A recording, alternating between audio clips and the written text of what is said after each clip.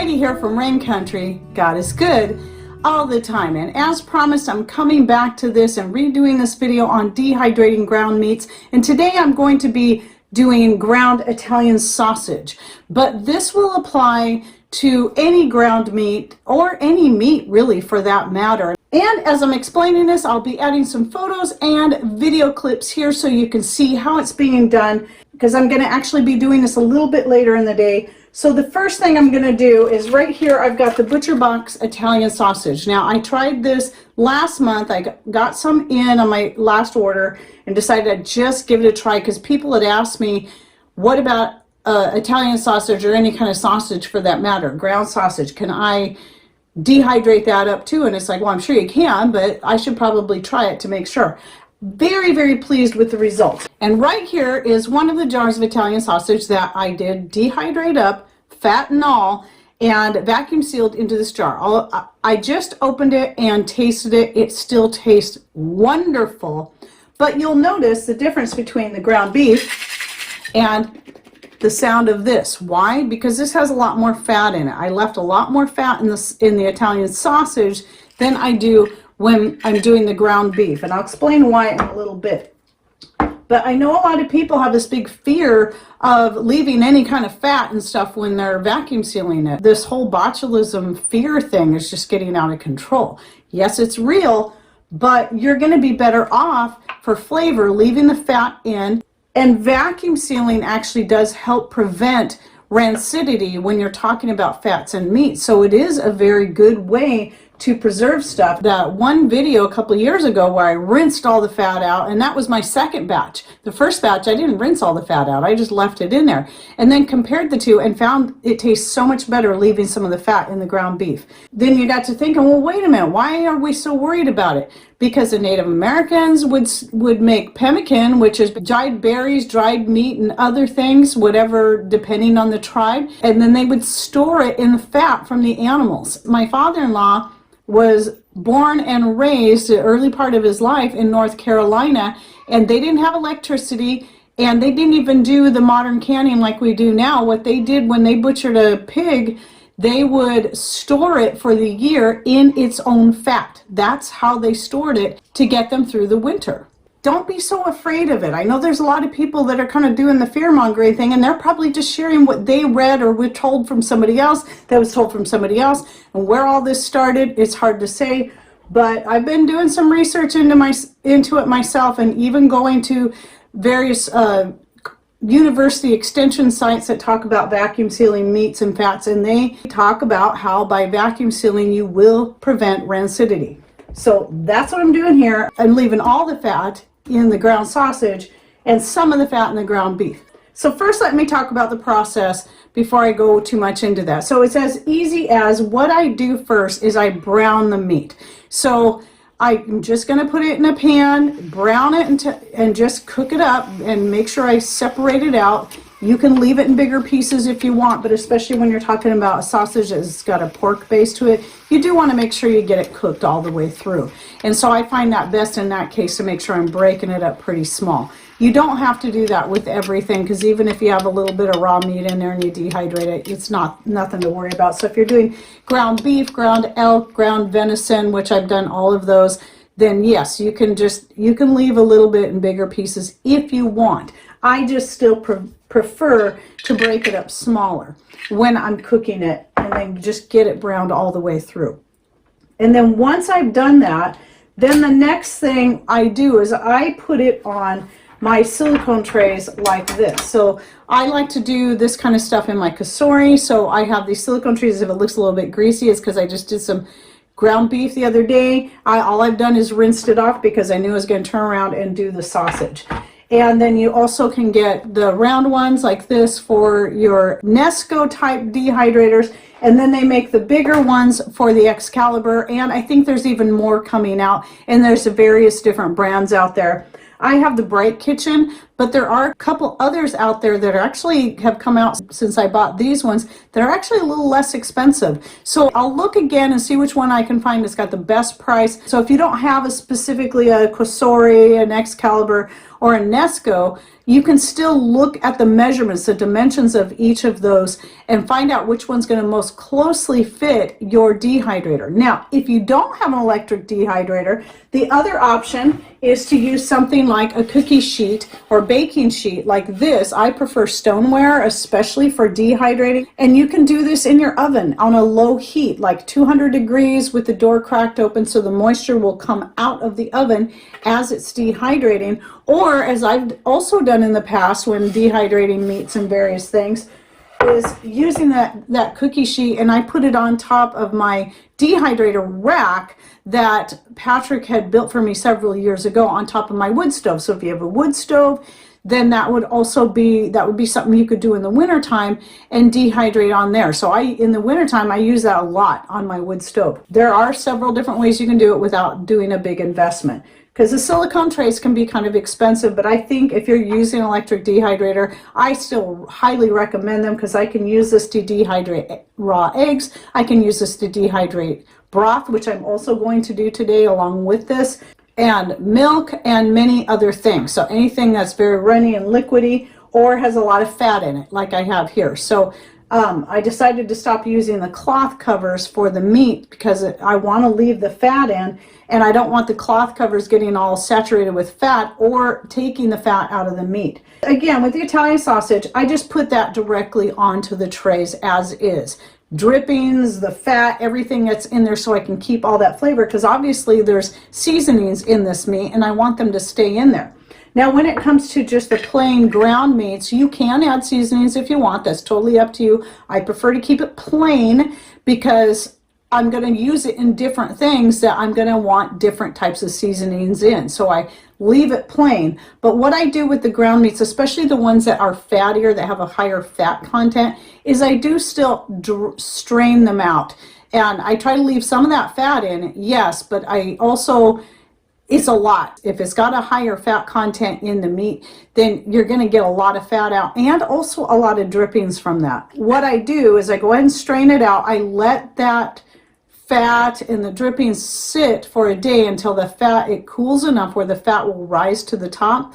And at that point, you can take that fat and render it down, or you can just leave it. What I did was I scraped the fat off the top of the liquid and then stored it in with my bacon grease. I just mixed it right in with the bacon grease that I use for frying potatoes and anything else where I want that flavor.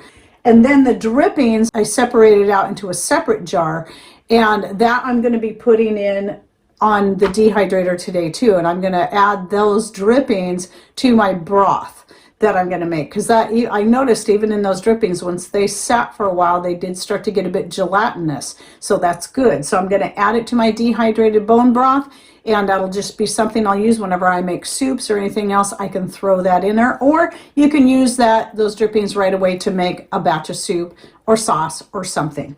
Now, when I'm dehydrating meats, this is the one time on my casori, I will go up to 120 degrees. You can go up higher than that for meat if you want. You can go clear up to 160. Because I'm using silicone though, I just get a little leery about going too high of a heat, because even though it's supposed to be safe to bake with silicone, I do think that whenever you're looking at anything with heat, that you're looking at possibly having more issues with it contaminating the food. So I do still try to aim for a lower heat.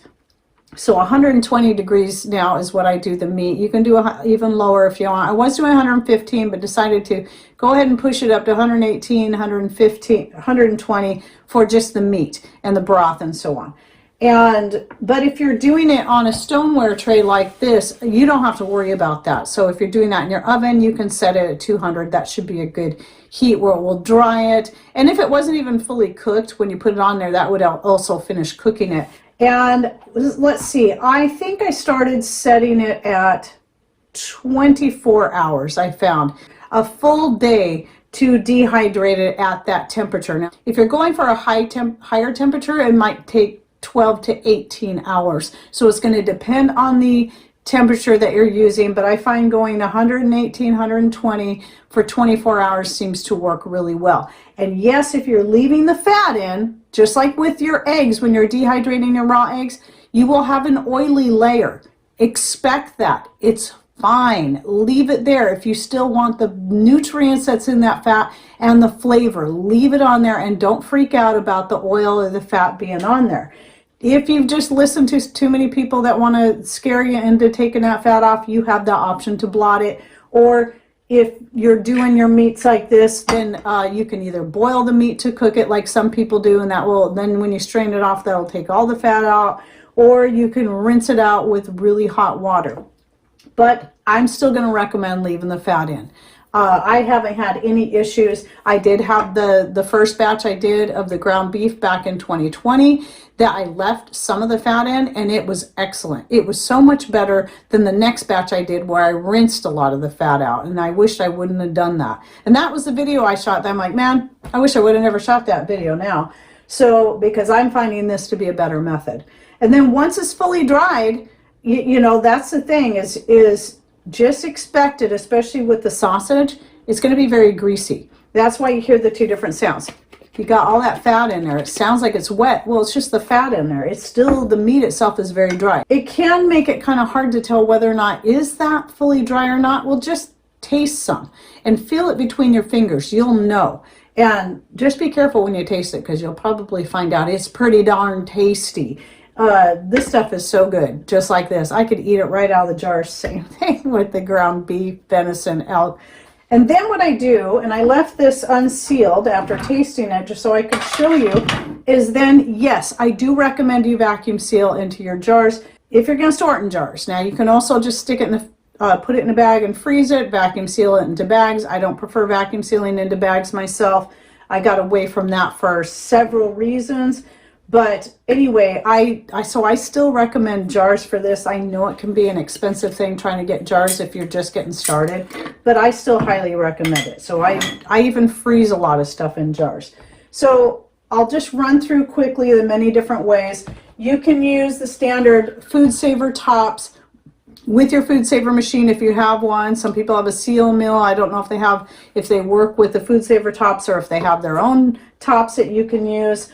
Or you can use the brake bleeder pump, which I've shown in many videos, and I'll link to one of those down below. I love my brake bleeder pump, but my newest investment that I bought just to try it out was this off-brand set of tops and a pump, plus it came with a few other little accessories. I'll link to that video down below if you want to see more information about it. But for the best price, I paid I actually paid less than $20 because I was able to get a coupon for it, and I paid less than $18 for the full set with the little hand pump. And the brake bleeder pump alone is going to cost you $20 to $25. Same thing with the food saver tops, $20 to $25, depending on when you buy it and where. Even though I love my brake bleeder pump, I'm using this as much as possible because I'm really trying to see what the longevity of this is, because it's all plastic. And so far I've been really happy with it. I like the way it works. So you just set this over your jar like this and you pump it up, or actually you're pumping it out. You're pumping the air out. You want to just place the hole of the pump over the hole of the top, and you just keep pumping until it gets really hard to pull, and you might even hear that jar lid tink a few times, and when it doesn't tink anymore, then it's most likely sealed. And then carefully pull your lid off. And I always test it by holding it over, just a little bit over a counter by the lid itself. If that lid's not coming off, it's sealed. And then I put my band on nice and tight. Remember, this is not pressure canned, water bath canned. This is dried goods. This is dried goods. Put the bands on and put them on snugly. Not super tight, just snug. Because you want to be able to get it back off again. But just make sure it's on snug. That's really important. Again, this isn't, a lot of people get confused. They go, oh, I thought you were not supposed to leave the bands on. Well, that is in reference to water bath canning or pressure canning.